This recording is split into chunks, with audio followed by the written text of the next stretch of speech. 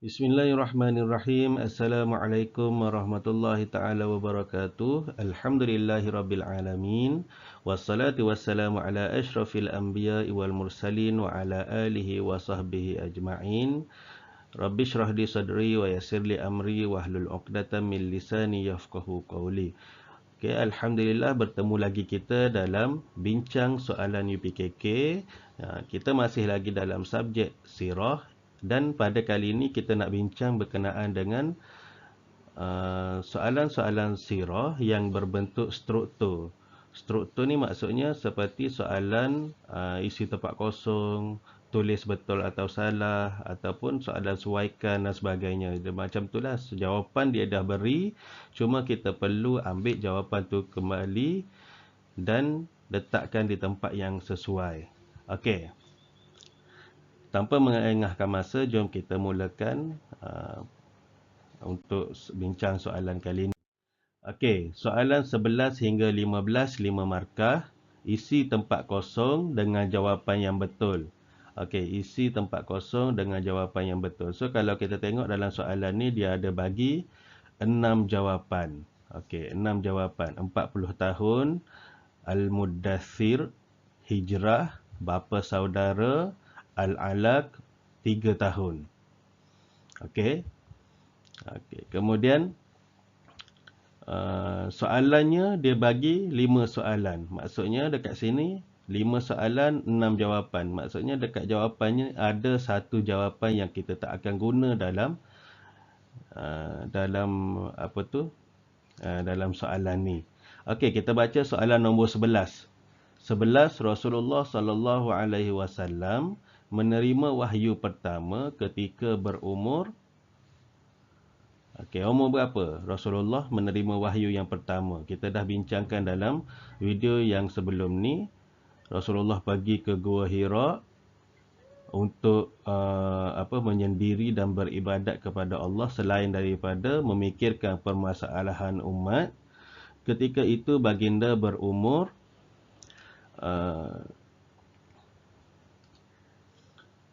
40 tahun. Okey, 40 tahun. So, untuk jawapan Rasulullah menerima wahyu pertama ketika berumur 40 tahun. So, jawapan 40 tahun kita dah jawab. So, kita palangkan dia.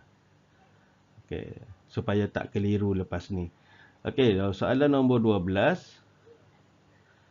Malaikat Jibril alaihi salam meminta Rasulullah sallallahu alaihi wasallam membaca ayat 1 hingga ayat 5 surah apa pada masa wahyu pertama tu, surah apa? Surah Al-Alaq. Okey, Iqra bismi rabbikal ladzi khalaq. Yang itulah ayat 1 hingga ayat 5 surah Al-Alaq. Okey, so kita palangkan lagi Al-Alaq. Okay, so 2 dah jawab. Okay, kemudian setelah tempat kosong, berdakwah secara rahsia, Allah Subhanahu Wa Taala memerintahkan baginda berdakwah secara terbuka. Setelah apa kat sini? Setelah 3 tahun. Okey, setelah 3 tahun berdakwah secara rahsia, Allah memerintahkan baginda berdakwah secara terbuka. Okay. Kisah ni berlaku semasa Rasulullah masih di awal Islam tu didakwah oleh Rasulullah. Dalam masa 3 tahun tu Rasulullah hanya berdakwah secara rahsia. Maksudnya Islam tu disampaikan kepada ahli keluarga terdekat dan rakan-rakan terdekat sahaja. Dan Islam tu disebarkan melalui mulut ke mulut. Tak terbuka lagi lah. Selepas 3 tahun barulah Allah suruh baginda berdakwah secara terbuka. Pergi kenalkan agama Islam ni kepada orang ramai secara terbuka.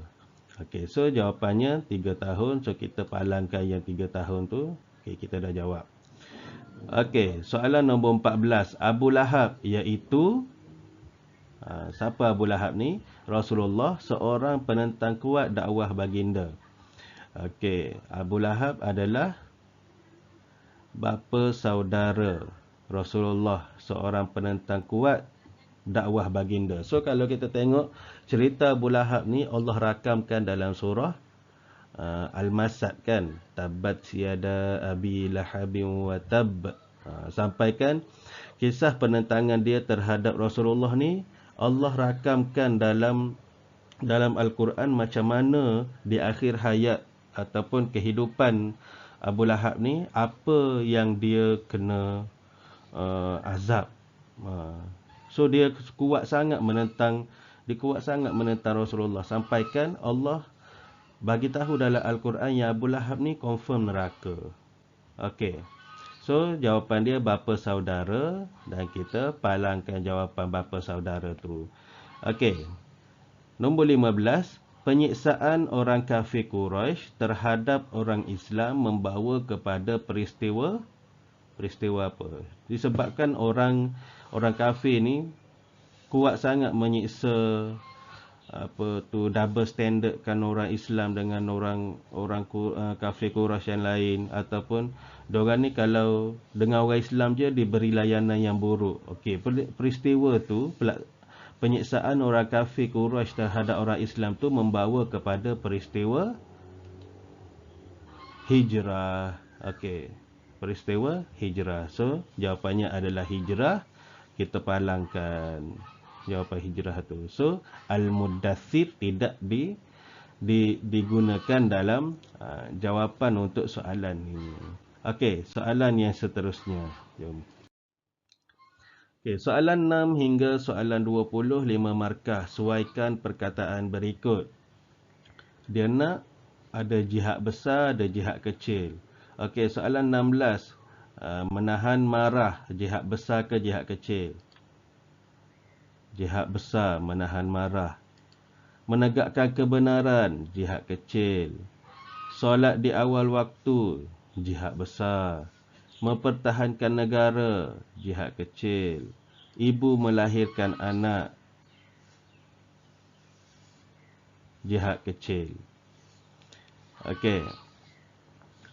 Seterusnya, soalan 21 hingga 25, 5 markah, garis jawapan yang betul. Okey, yang ni kena gariskan jawapan yang betul. Seeloknya kalau soalan gariskan ni, awak garislah guna pembaris. Okey, 21. Tahun ke-9 atau ke-10 kenabian dikenali sebagai tahun berduka cita. Okey, kenapa? Okey, yang mana? Ke-9 ke ke-10? Jawapannya ke-10. Okey, tahun ke-10 kenabian ni sebagai tahun berduka cita. Kerana apa? Masa ni Rasulullah SAW kehilangan isteri baginda yang sangat Rasulullah cintai, iaitu Khadijah binti Khuwailid. Khadijah meninggal pada masa ni. Kemudian ada lagi beberapa perkara yang menyebabkan Rasulullah berduka cita. Okey. Kemudian soalan nombor 22, peristiwa Isra' dan Mi'raj Rasulullah SAW berlaku pada bulan Isra' Mi'raj berlaku pada bulan Rejab, pada bulan Rejab. Okey. Nombor 23, Isra' pada bahasa berjalan pada waktu malam. Okey, Rasulullah diisra'kan pada waktu malam. Isra' ialah perjalanan Rasulullah SAW dari Masjidil Haram ke Masjidil Aqsa. Okey, masa ni Masjid Nabawi tak wujud lagi. Masjidil Aqsa. Okey, 25. Ketika peristiwa Mi'raj, Rasulullah SAW bertemu dengan Nabi Adam atau Nabi Ibrahim di langit yang ketujuh. Nabi mana yang Rasulullah jumpa di langit yang ketujuh? Jumpa dengan Nabi Ibrahim. Okey. Soalan seterusnya, soalan 26 hingga 30. Okey, tulis betul atau salah pada pernyataan berikut. Okey, yang ni dia suruh tulis betul ataupun salah. Jangan buat right atau pangkah. Ikut arahan soalan yang betul. Kena baca dulu arahan soalan dia ni. Tulis betul atau tulis salah pada pernyataan berikut. Kalau awak baca betul, maka tulis tawawla, betul. Jangan tanda right. Kalau yang salah, tulis sin alif lam ha, salah. Jangan tanda pangkah. Kena baca betul-betul arahan soalan dia ni. Okey, soalan nombor 26. Rasulullah sallallahu alaihi wasallam dihormati musyrikin Quraisy. Rasulullah sallallahu alaihi wasallam dihormati musyrikin Quraisy. Dihormati ke?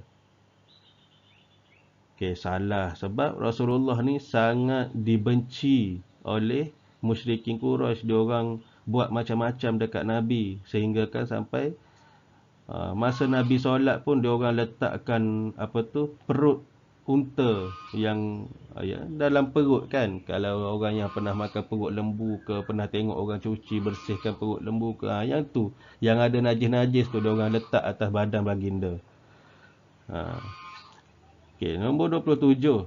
Di kota Mekah terdapat Kaabah yang menjadi kiblat orang Islam. Okey, betul lah. Di kota Mekah terdapat Kaabah yang menjadi kiblat orang Islam sampai sekarang. Okey, pembukaan kota Mekah berlaku pada tahun ke-9 Hijrah. Pembukaan kota Mekah berlaku pada tahun ke-9 Hijrah. Salah Okey, so apa yang betul? Pembukaan kota Mekah ni berlaku pada bulan Ramadan tahun ke-8 Hijrah. Bukan ke-9. Okey, so 28 ni jawapannya salah.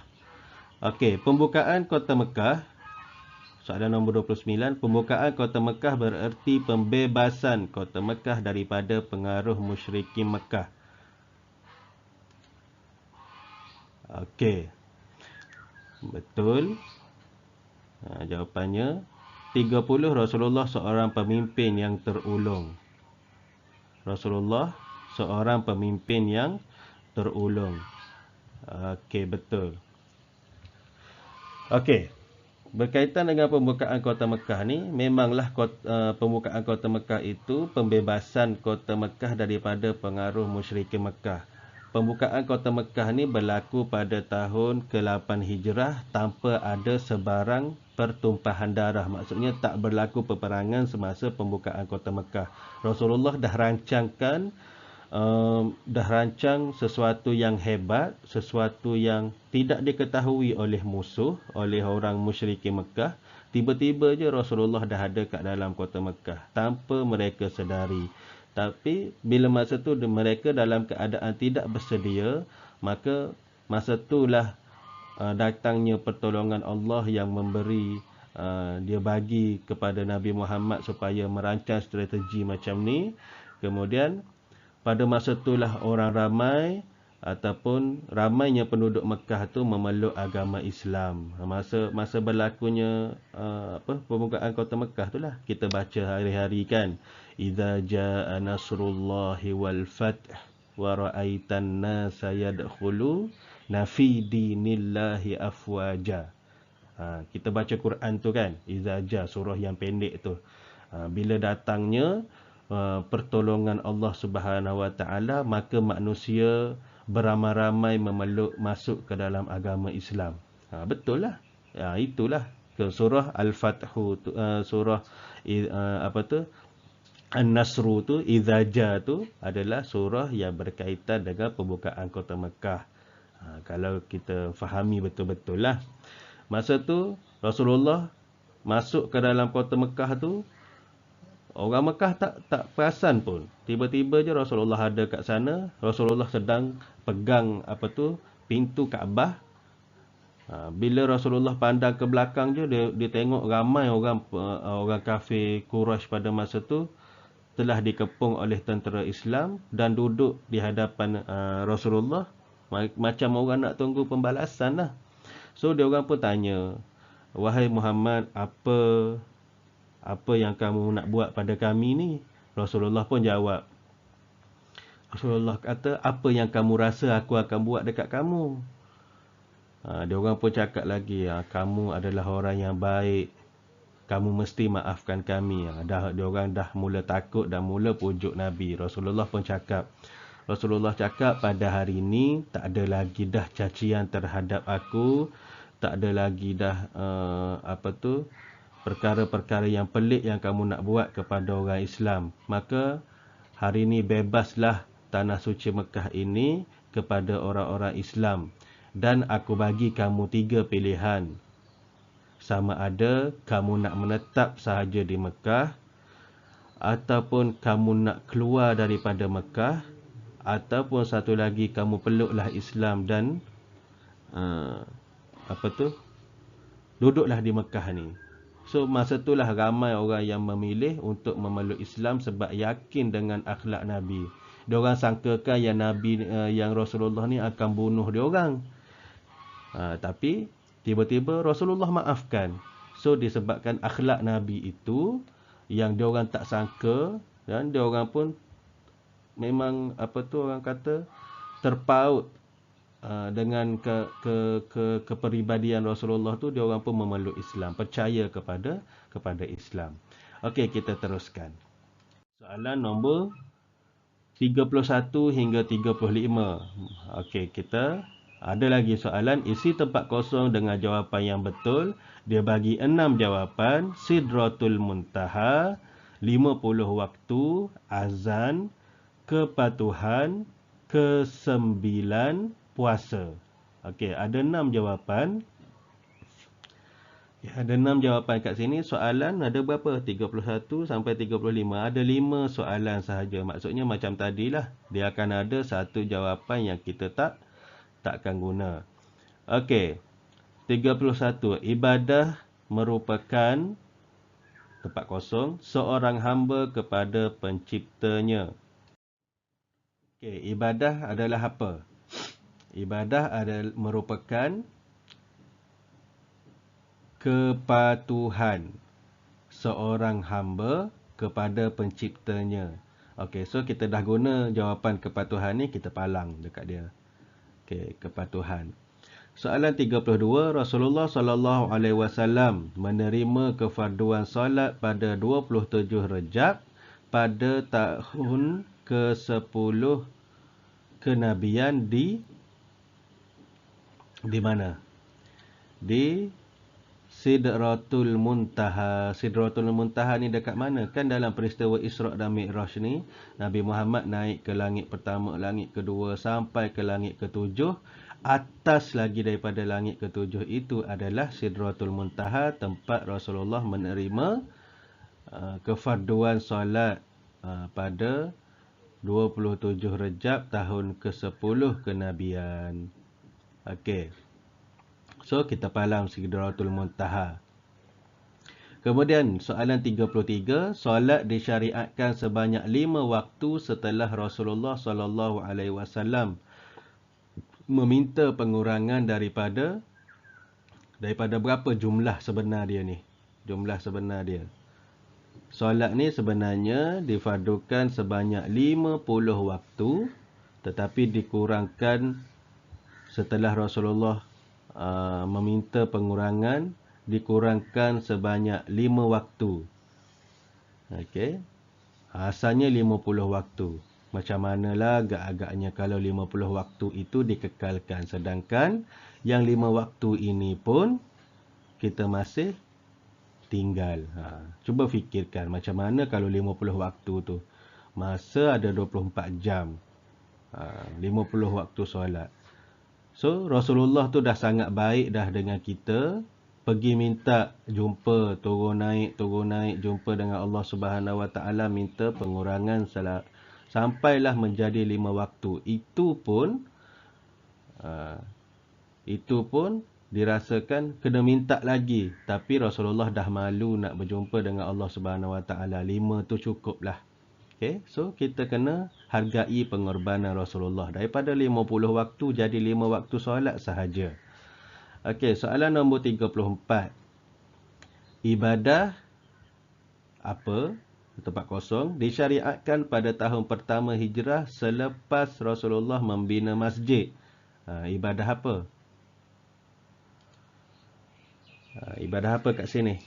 Ibadah azan. Disyariatkan pada tahun pertama selepas Rasulullah membina masjid. Okey, so kita palang azan tu. Okey, 35. Ibadah haji disyariatkan pada tahun ke-9 hijrah. Okey, so selesai soalan 31 hingga 35. Okey, next. Soalan 36 hingga 40. 5 markah. Tandakan right atau pangkah bagi pernyataan berikut. Okey. Ni tengok. Kena tanda dengan tanda ni. Right ataupun pangkah. Okey. Soalan nombor 36. Akhlak Rasulullah sallallahu alaihi wasallam sangat terpuji. Okey, betul. Right. Sebelum kedatangan Islam, soalan nombor 37. Sebelum kedatangan Islam, orang Arab jahiliyah hidup lebih bertamadun. Betul ke? Okey, salah, pangkah. Sebelum datangnya Islam, orang Arab tidaklah bertamadun. Okey, 38. Kaum wanita sangat dihormati oleh orang Arab jahiliyah. Salah. Kaum wanita tidak dihormati. Orang wanita sebelum kedatangan Islam ataupun semasa zaman Arab jahiliyah ni, orang wanita tu hanya tempat melepaskan nafsu sahaja, dan kanak-kanak perempuan pun dibunuh. So, mana martabat kaum wanita? Dia orang tak hormat langsung pun pada masa Arab jahiliyah. So, Islam datang, Rasulullah datang untuk tinggikan martabat orang perempuan. 39. Rasulullah sallallahu alaihi wasallam tegas dalam mendidik ahli keluarga tentang agama. Okey, betul.